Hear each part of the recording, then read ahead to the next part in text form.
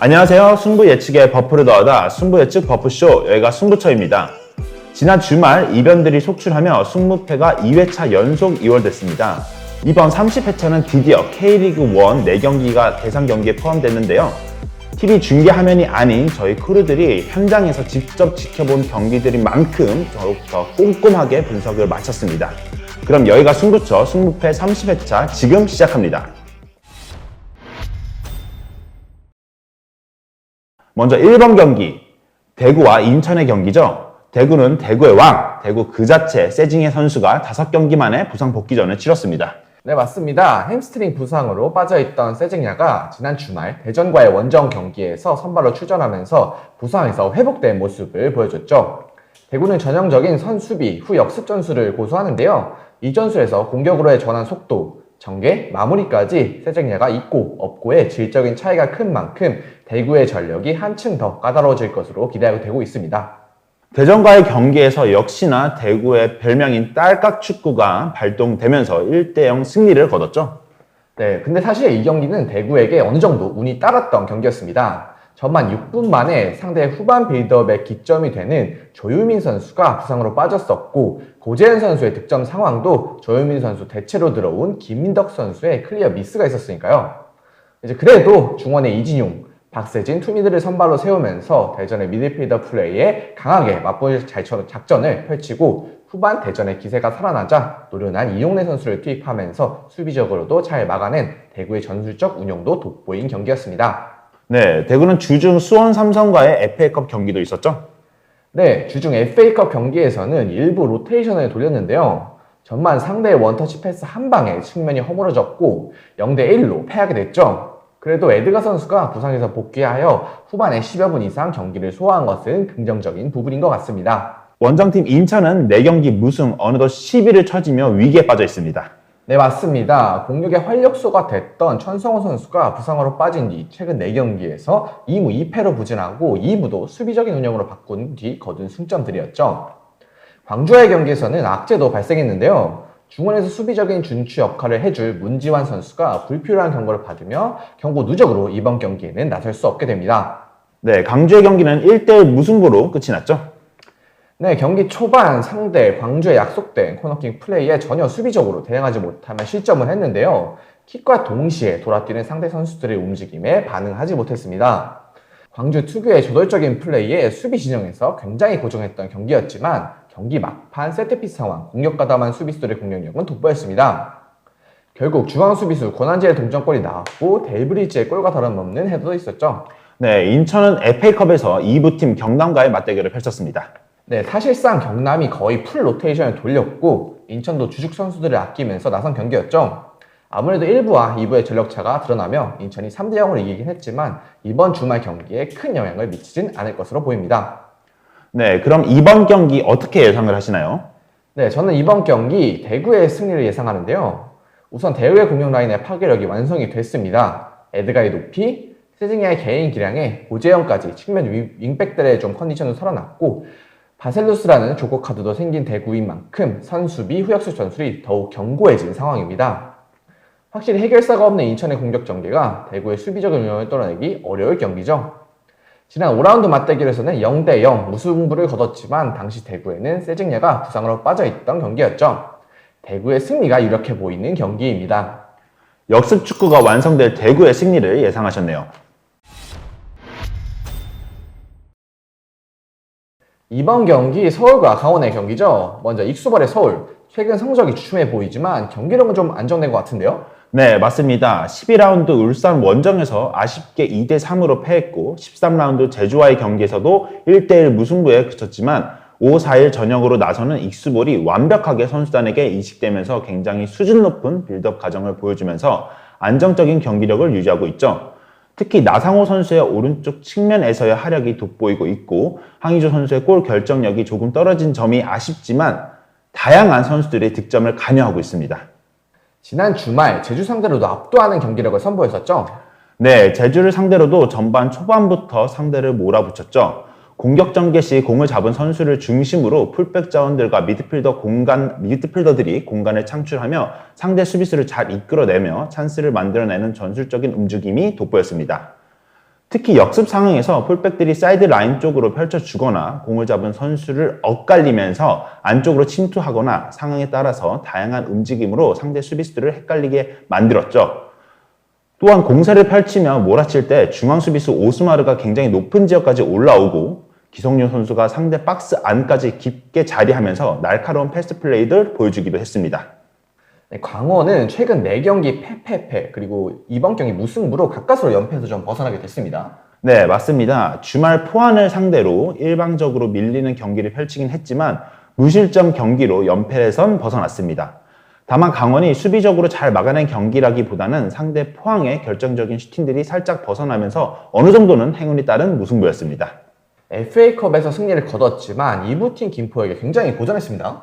네, 김포의 거칠고 강한 압박과 수비적인 운영에 강원이 전반전 내내 당황하는 모습을 보여줬고 자신들이 주로 펼치던 선수비 후역습 전략에 역으로 당해버리며 선제 실점도 내줬습니다.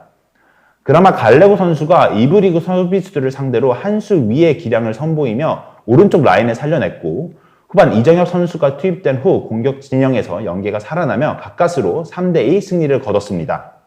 박빙으로 치닫던 승부였던 만큼 체력 소모 역시 만만치 않았습니다. 이 부분은 강원에게 이번 주말 경기 약점이 될 수 있을 것으로 예상이 됩니다. 네, 그렇다면 승부는 좀 어떻게 될까요? 네, 저는 이 경기 서울의 승리를 예상합니다.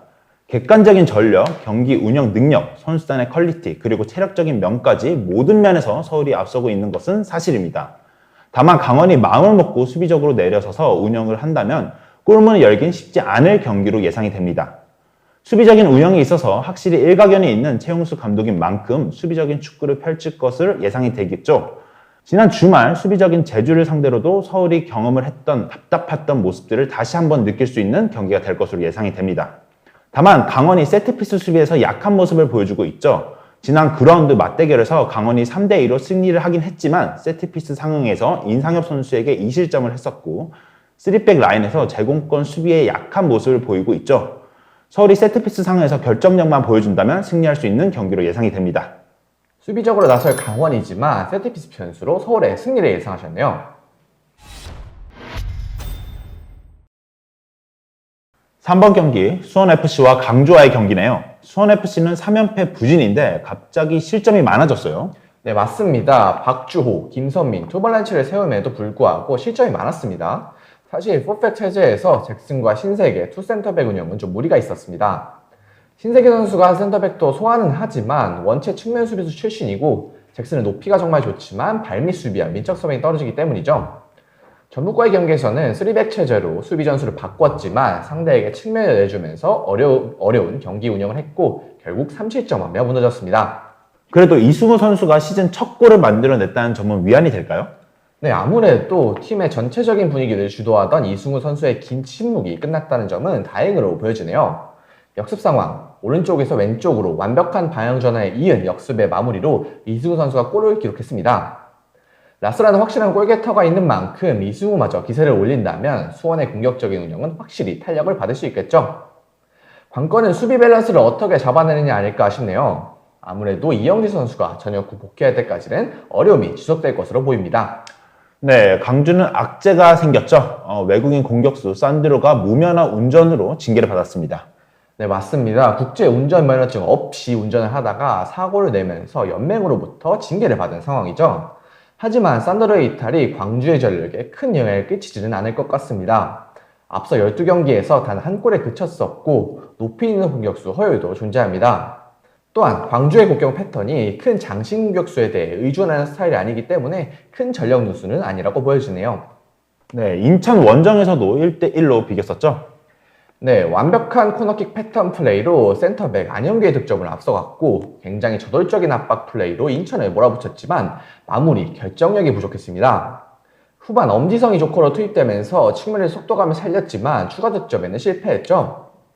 오히려 수비 라인에서 덤비는 수비를 펼치다가 위기가 많았었고 후반 막바지 세트피스 상황에서 공격에 가담한 상대 수비수들에게 찬스를 내줬고 결국 동점골을 허용했습니다. 김경희 골키퍼의 슈퍼 세이브들이 없었다면 패했을 경기였습니다.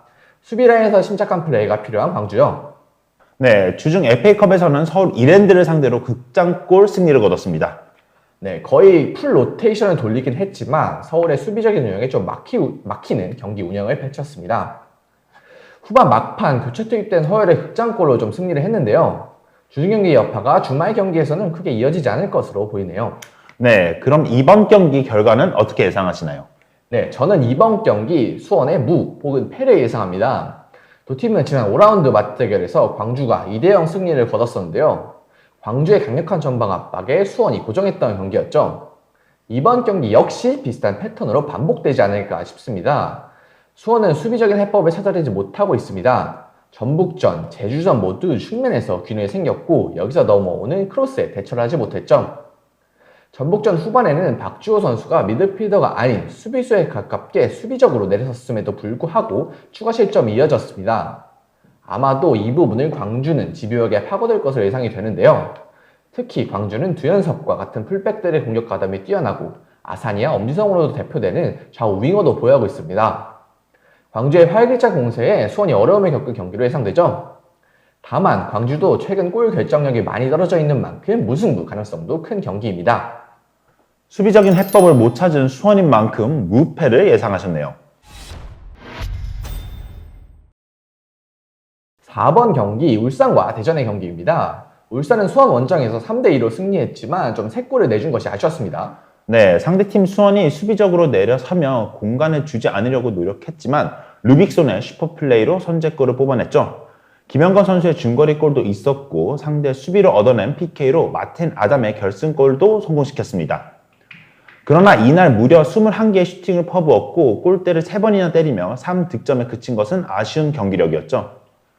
실점 상황에서 대한 아쉬움도 있었겠지만 수원의 이기재 선수의 킥이 너무나 절묘했습니다. 특히 직접 프리킥 득점은 막아낼 수 없는 상황이었다고 보여집니다. 네, 주중 FA컵에서는 전남과 연장까지 가는 접전을 좀 펼쳤는데요.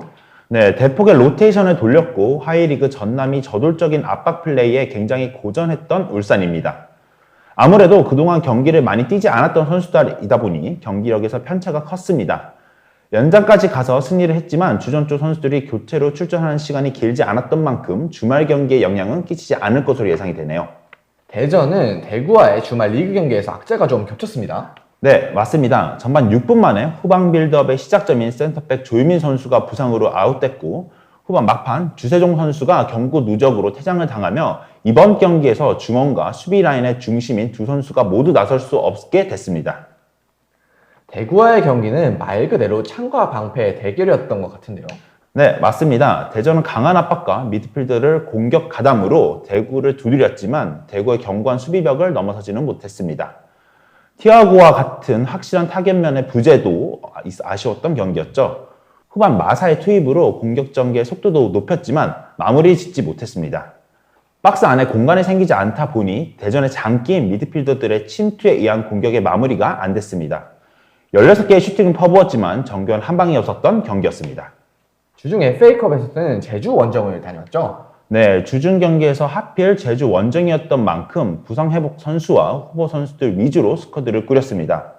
전반 2실점 후 2대2까지 쫓아갔지만 결국 3대3 상황에서 정상 골키퍼의 불운한 자책골로 3대4로 패했죠. 다음 라운드 진출 의지가 크지 않았던 모습이었습니다. 네, 그럼 이번 경기 결과는 어떻게 예측하시나요? 네, 이번 경기는 여지없이 울산의 승리를 예측합니다. 두 팀은 앞선 7라운드 맞대결에서 대전의 전진 압박에 울산이 당황하며 1대2로 패했었는데요.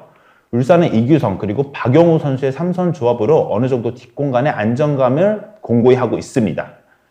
여기에 최근 오른쪽 풀백 서령우 선수의 폼도 절정인 상황이죠.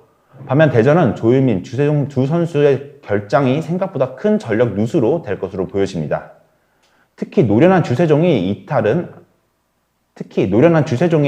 전체적인 팀 밸런스를 유지 차원에서 어려움을 겪게 되겠죠. 대전의 강한 압박에 한 번 호되게 당했던 울산인 만큼 두 번 당할 경우는 없을 것으로 보여집니다. 현 시점에서 가장 완벽에 가까운 울산 그리고 홈 경기인 만큼 승리가 예상되는 경기입니다. 주축 선수들의 결장 변수가 큰 대전인 만큼 울산의 승리를 예상하셨네요. 5번 경기 아스날과 울버햄튼의 경기죠. 아스날은 지난 경기 강등권 노팅엄에게 완패를 당했어요. 네, 아스날은 지난 라운드 노팅엄에게 패하면서 연패를 기록 중입니다. 무려 82%의 점유율을 가지고도 별다른 기회를 만들어내지 못했을 만큼 경기력이 떨어져 있는 상황이죠. 네, 아스날은 부상 선수도 많기에 더욱더 불안한데요. 네, 마르티넬리, 살리바, 진첸코라는 주축 선수들이 부상으로 빠져 있는 것이 가장 큰 악재입니다. 살리바와 진첸코가 빠지며 수비 라인의 안정감과 빌드업의 퀄리티가 떨어지게 됐죠.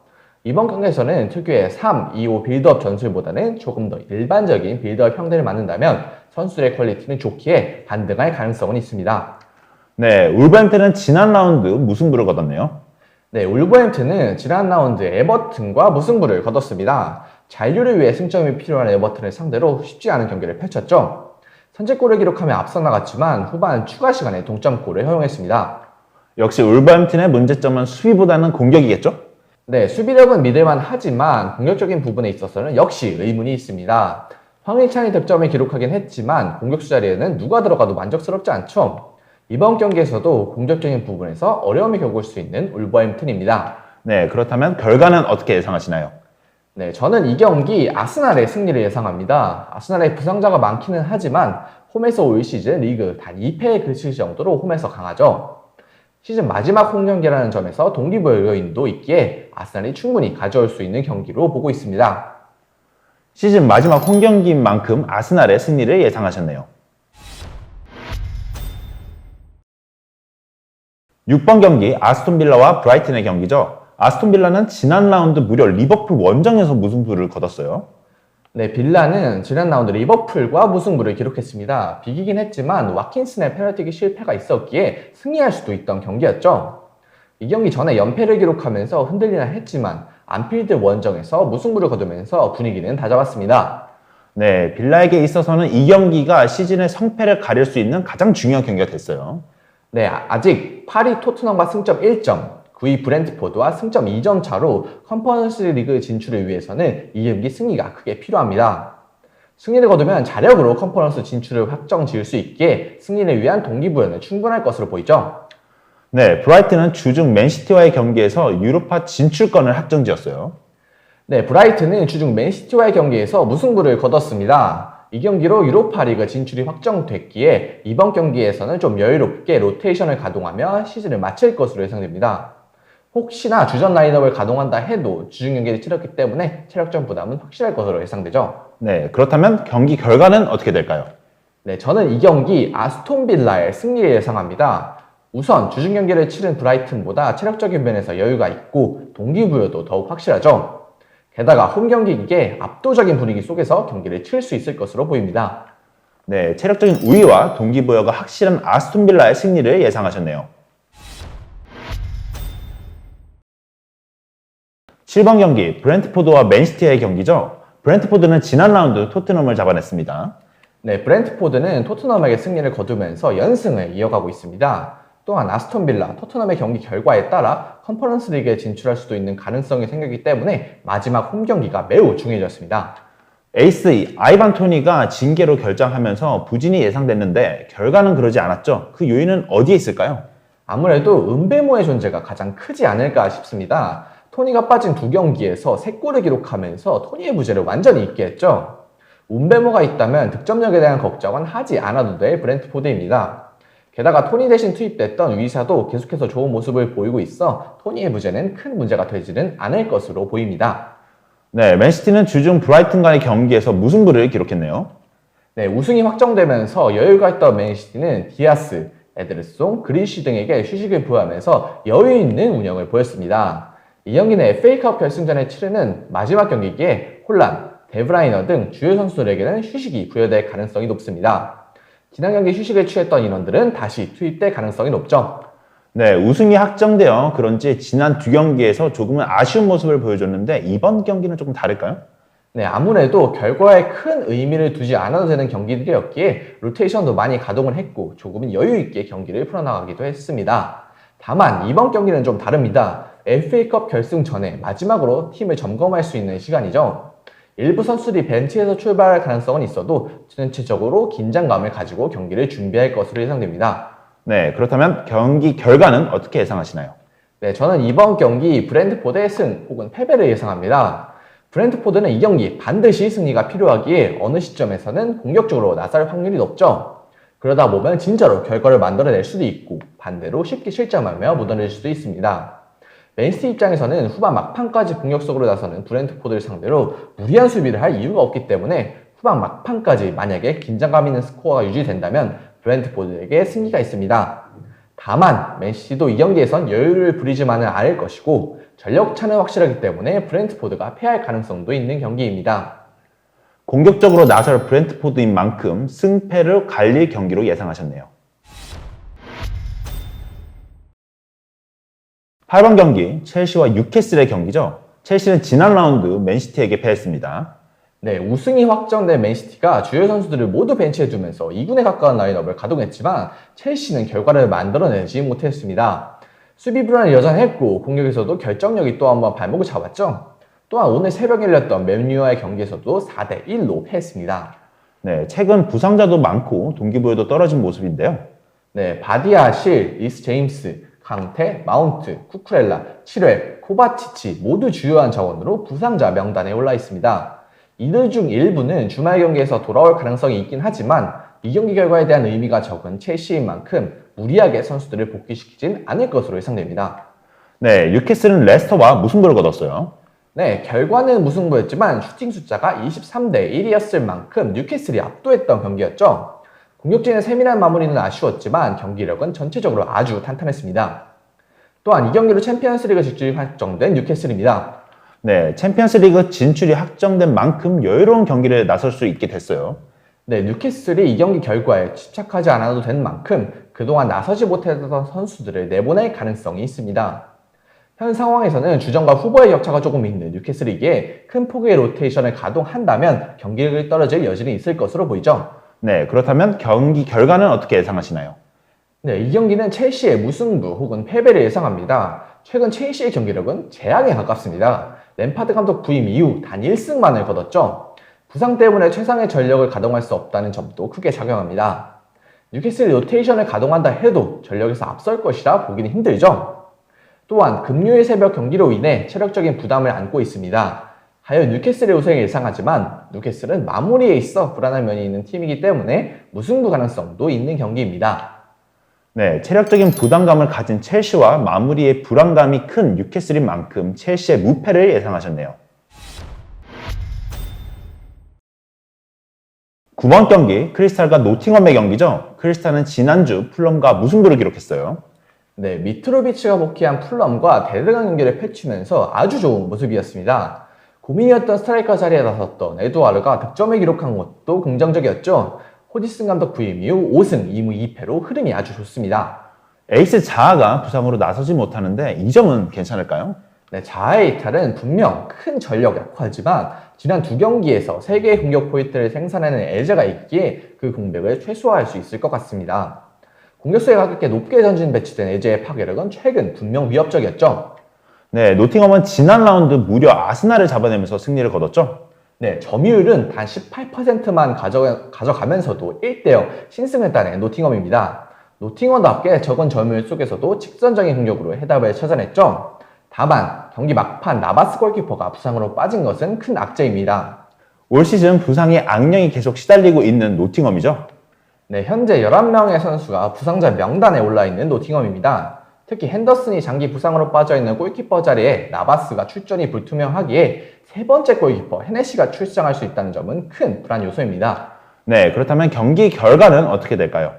네, 이번 경기는 크리스탈 팰리스의 승리를 예상합니다. 두 팀 모두 부상 변수가 있지만 노팅엄의 결장자들이 더욱 많고 치명적입니다. 상대에게 슈팅을 많이 허용하는 수비를 펼치는 노팅엄이기에 주전 골키퍼의 결장은 큰 변수가 될 수가 있죠. 또한 최근 경기력에서도 크리스탈 팰리스가 앞서죠. 하여 크리스탈 팰리스의 승리를 예상합니다. 네, 주전 골키퍼 결장 변수를 가진 노팅엄인 만큼 크리스탈 팰리스의 승리를 예상하셨네요. 10번 경기 에버턴과 본머스의 경기죠. 에버턴은 직전 본머스와의 경기에서 무승부를 거두게 됐습니다. 네, 지난 경기에서 예리미나의 극장골로 1대1 무승부를 거뒀습니다. 경기 내내 승리를 따기 위해서 라인을 올려서 공격을 진행했지만 울버햄튼의 위협적인 역습을 막아내는데 큰 어려움을 가진 에버튼입니다. 네, 칼버트 루인 선수가 울버햄튼에서 좀 부상을 당하게 됐죠. 네, 맞습니다. 직전 경기에서 부상에서 돌아온 린 선수가 또다시 부상을 당하면서 최전방 공격수의 부재를 느낄 것으로 예상이 됩니다. 원래대로라면 무페이 선수가 나설 것으로 예상이 되나 워낙 폼이 좋지 못해서 직전 경기에서 그레이 선수를 교체 자원으로 쓰던 모습을 보여줬습니다. 본머스는 맨유와의 경기에서 1대0 패배를 기록했죠. 네, 지난 맨유와의 경기에서 나름 아쉬운 패배를 기록했습니다. 맨유를 상대로 10개의 슈팅을 가져갔고 날카로운 역습이 종종 나오면서 맨유를 당황하게 만드는 장면들을 지속적으로 보여줬습니다. 하지만 득점력에 있어서는 아쉬운 모습을 보여주면서 결국 득점을 기록하지 못하면서 패배를 기록하고 있습니다. 그래도 본머스의 역습이 꽤 날카로운 모습을 보여줬는데 이번 경기에서 충분히 위협적이지 않을까요? 네, 개인적으로는 전개 과정에서 보여주는 연계는 굉장히 좋은 모습을 보여주고 있습니다. 특히 직전 경기에서는 솔랑케의 드리블과 힘이 어느 정도 받쳐주면서 맨유의 수비진을 조금 고전하는 모습을 보여줬습니다. 하지만 득점력에서 워낙 아쉬운 모습을 보여주다 보니 이번 경기에서 나아질 수 있을까는 의문이 드는 상황입니다. 네, 그렇다면 이번 경기 결과는 어떻게 될까요? 네, 이번 경기는 에버튼의 승 또는 무승부를 예상합니다. 이번 경기는 에버튼 홈에서 펼쳐지고 패배할 경우 강등의 가능성이 굉장히 높습니다. 홈팬들 앞에서 강등을 당하는 모습을 보여주기는 쉽지 않죠. 그렇기에 이번 경기에서 라인을 올려 압박을 강하게 가져갈 것으로 보여지고 이런 경기에서 본머스가 반전을 가져가려고 역습을 보여주긴 하겠지만 결정력 문제로 큰 활약을 보여줄지는 의문입니다. 하지만 핵심 공격수 칼버트 루인이 빠진 에버튼인 만큼 무승부 가능성도 예상해보겠습니다. 홈팬들 앞에서 강등을 피하고 싶은 에버튼의 승무를 예상하셨네요. 11번 경기 리즈와 토트넘의 경기죠. 리즈는 직전 웨스트햄에게 3대1을 기록하면서 패배를 기록했습니다. 네, 맞습니다. 직전 경기에서 초반 득점으로 분위기 반등을 보이나 싶었지만 이후로는 웨스트햄에게 날카로운 역습을 계속 당하면서 패배를 기록하고 말았습니다. 리즈는 이번 경기로 8경기째 승리를 챙기지 못하는 모습을 보여주고 있고 2월 이후로 클린시트 경기는 단 한 경기도 없을 정도로 수비 불안의 모습을 보여주고 있습니다. 경기 중간에 벤포드 선수가 햄스트링을 잡고 나는 모습을 보여줬는데 최전방에 좀 힘이 빠질 것 같은데요? 네, 맞습니다만 사실 벤포드 선수가 이번 시즌 리즈에서 그리 좋은 모습을 보여주고 있지는 않았습니다. 리그에서 4골을 기록하고 있고 온더볼 상황에서 좋은 모습을 보여주진 않습니다. 다만 최근 빅샘 축구에서 벤포드가 나름 볼 간수를 하고 양쪽 윙어들에게 이어지는 모습을 보여주고 있는데요. 이런 모습을 보여주기 힘들어진 리즈의 상황입니다. 토트넘도 직전 브렌트포드에게 패배를 하면서 유로파리그에서도 떨어지게 됐습니다. 네, 토트넘은 이번 경기에서 패배를 기록하면서 유로파 리그까지 떨어졌습니다. 남은 유럽 대항전은 컨퍼런스 리그뿐이고 이것도 힘든 상황으로 보여집니다. 초반에 케인의 득점으로 분위기를 가져가긴 했으나 후반부터 수비진과 중원에서 아쉬운 모습을 지속적으로 나왔습니다. 그나마 공격진의 모습은 나쁘지 않았습니다. 토트넘은 수비 불안이 굉장히 큰 문제로 여겨지는데요. 네, 토트넘은 이번 시즌에도 불안한 수비력을 보여주고 있습니다.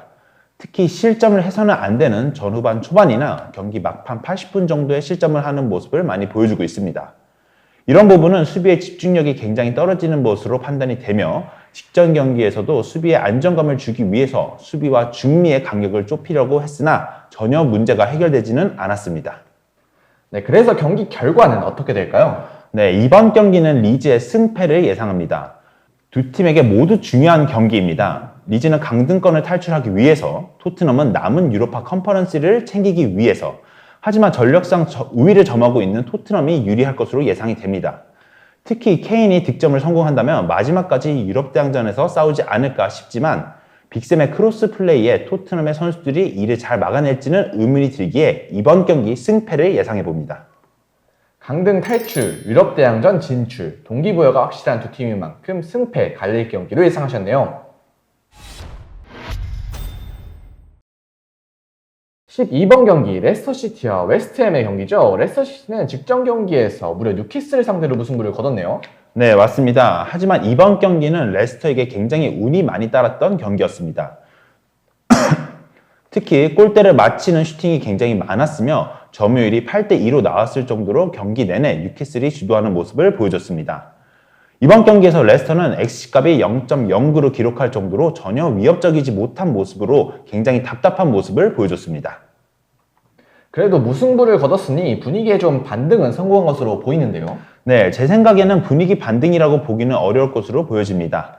직전 경기에서 워낙 운이 많이 따른 경기였고 공격진이 아무것도 하지 못했던 모습을 보여줬기 때문에 분위기가 반등됐다고 보기는 어렵습니다.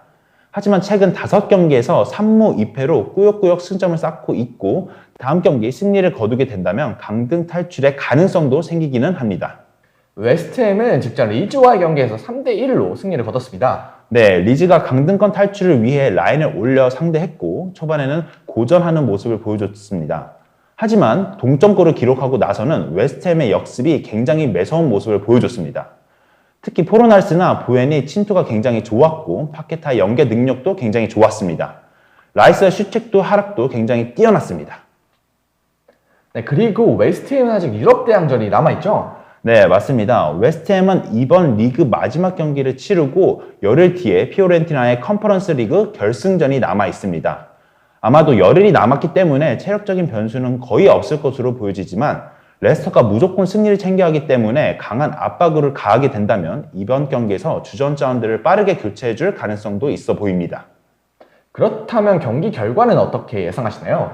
네, 이번 경기는 레스터시티의 승리를 예상합니다. 웨스트햄한테 중요한 경기는 컨퍼런스 리그 결승전으로 보여집니다. 모에스가 컨퍼런스를 준비하기 위해서 아예 주전 자원들을 내보내지 않을 가능성도 있어 보입니다.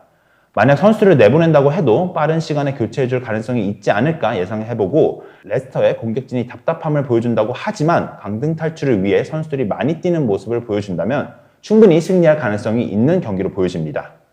강등 탈출 동기부여 큰 레스터의 승리를 예상하셨네요. 13번 경기 맨유와 플럼의 경기죠. 맨유는 오늘 새벽 첼시를 상대로 승기를 챙겼습니다. 네, 맞습니다. 이날 경기 승리하면서 챔피언스 리그를 확정지었습니다. 조금 아쉬운 부분은 이날 경기에서 안토니 선수가 부상을 당하면서 아마도 출전하지 못할 것으로 예상이 됩니다. 그래도 챔스를 확정을 지은 상황이기 때문에 로테이션을 돌리지 않을까 싶습니다.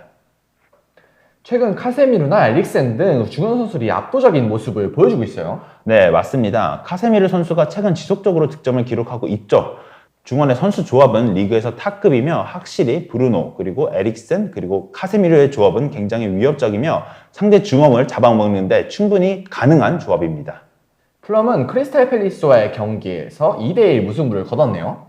네, 경기 막판 실점을 하지 않았더라면 충분히 이길 수 있는 경기였는데 아쉬운 무승부를 거뒀습니다. 우선 경기력은 좋았다고 판단이 됩니다. 수비진이 조금 아쉬웠지만 공격진은 충분히 좋은 모습을 보여줬고 오른쪽 윙백 테테의 활약도 쏠쏠하면서 풀럼이 굉장히 강팀이라는 점이 보여지는 경기였던 걸로 보여집니다. 최근 돌아온 미트로비치가 2골이나 넣었어요. 확실히 폼이 좀 좋은가요? 네, 미트로비치는 굉장히 폼이 좋습니다. 직전 경기에서 2골이나 넣었고 충분히 더 넣을 수 있는 상황도 있었습니다. 플럼은 미트로비치 말고도 공격진들의 폼이 굉장히 좋습니다. 이번 시즌 좋은 모습을 보여주고 있는 윌리안과 최근 좋은 모습을 보여주고 있는 해리 윌슨도 좋은 모습을 보여주면서 확실히 미트로비치의 폼도 좋아지는 것 같습니다. 그럼 경기 결과는 어떻게 예상하시나요? 네, 이번 경기는 무승부를 예상합니다. 우선 맨유는 FA컵 결승전을 앞두고 있습니다. 그러기에 이번 경기에서 로테이션을 돌릴 가능성이 높습니다. 또한 풀럼의 공격진들이 굉장히 날카로운 모습을 보여준다는 점에서 전력상 우위는 맨유, 공격진의 활약은 풀럼이기에 무승부를 예상해봅니다. FA컵 결승 대비 로테이션 변수로 맨유의 무승부를 예상하셨네요. 14번 경기 소튼과 리버풀의 경기죠. 소튼은 브라이튼을 상대로 3대1 패배를 기록했네요. 네, 맞습니다. 브라이튼에게는 굉장히 중요한 경기였고 확실히 좋은 경기력을 보여줬고 이에 소튼이 당내지 못하는 모습을 보여줬습니다. 경기에서도 주도는 브라이튼이 대부분 가져갔고 그나마 소튼이 역습을 통해서 얻어낸 세트피스로 득점을 성공하는 모습을 보여줬습니다. 하지만 초반 2골을 실점했을 때 선수들의 동기부여가 확연히 떨어지는 모습을 보여줬고 반등을 가져가려는 모습은 거의 보이지 않았습니다. 팀은 강등이 확정된 상황에서 그나마 남은 좀 동기부여가 있을까요? 그나마 마지막 경기가 소튼의 홈에서 펼쳐지는 경기라는 점이 동기부여이지 않을까 싶습니다. 그리고 소튼이 이번 시즌 강팀을 상대로 은근히 승점을 쌓는 모습을 보여줬습니다. 아스날, 토트넘, 첼시, 맨유를 상대로 승점을 따오는 모습을 보여줬고 이번 경기가 리버풀이라는 점을 보았을 때 선수들과 팬들은 어느 정도 긍정적인 생각도 가질 수 있는 경기로 예상이 됩니다. 리버풀은 빌라와의 경기에서 무승부를 거두면서 챔스에서 멀어지게 됐어요. 네, 리버풀이 챔스 경쟁을 위해서 중요한 경기였는데요. 결국 빌라에게 무승부를 거두면서 챔피언스 리그는 어렵게 됐습니다. 우선 빌라가 굉장히 준비를 잘한 경기였습니다. 리버풀을 상대로 확실한 역습 컨셉을 잡아왔고 초반에 리버풀의 수비 라인을 당황하게 하는 모습을 보여주긴 했습니다. 만약 와킨슨이 초반에 PK 득점까지 이어졌다면 리버풀이 패배할 수도 있었던 경기로 예상이 되는 경기입니다. 네, 그래도 최근에까지 좀 연승을 달리고 있었는데 직전 경기에서는 무엇이 좀 문제였을까요? 네, 우선은 중원의 힘이 조금 부족하지 않았나 싶습니다. 빌라의 중원이 굉장히 많이 띄워주면서 리버풀의 중원을 상당히 압박했고 이를 리버풀이 잘 풀어내지 못하는 모습을 보여줬습니다. 또한 빌라의 빠른 역습에 선수들이 버거워하는 모습을 보여줬습니다. 마지막으로 직전 경기에서는 선발 공격진들의 마무리 능력이 조금 아쉬운 모습을 보여줬고 득점을 기록한 피르미누도 교체 자원으로 나왔다는 점에서 선발 공격진들의 아쉬움이 드러난 경기였습니다. 네, 그렇다면 경기 결과는 어떻게 예상하시나요? 네, 이번 경기는 사우스햄튼의 무패를 예상합니다. 우선 전력상 압도적으로 우위를 점하고 있는 리버풀이고 직전 경기에서 무승부를 거뒀지만 최근 지속적으로 좋은 모습을 보여준다는 점에서 리버풀의 우세가 점쳐지지만 리버풀에게 의미가 없는 경기로 예상이 되기에 로테이션을 돌릴 가능성도 있습니다. 로테이션을 돌리게 된다면 마지막 홈경기인 소튼이 충분히 무승부까지 거두지 않을까 예상해봅니다. 전력 차이가 큰 경기, 리버풀의 로테이션 우려로 무패를 예상하셨네요. 네, 이상으로 승부 예측에 버프를 더하다 여기가 승부처 승무패 30회차 분석은 마치도록 하겠습니다. 아무쪼록 저희 분석 참고하셔서 구독자 여러분들의 좋은 결과 있으시길 기대할게요. 최종 픽은 화면으로 안내해 드릴게요. 저희는 다음 경기 분석으로 찾아뵙겠습니다. 감사합니다.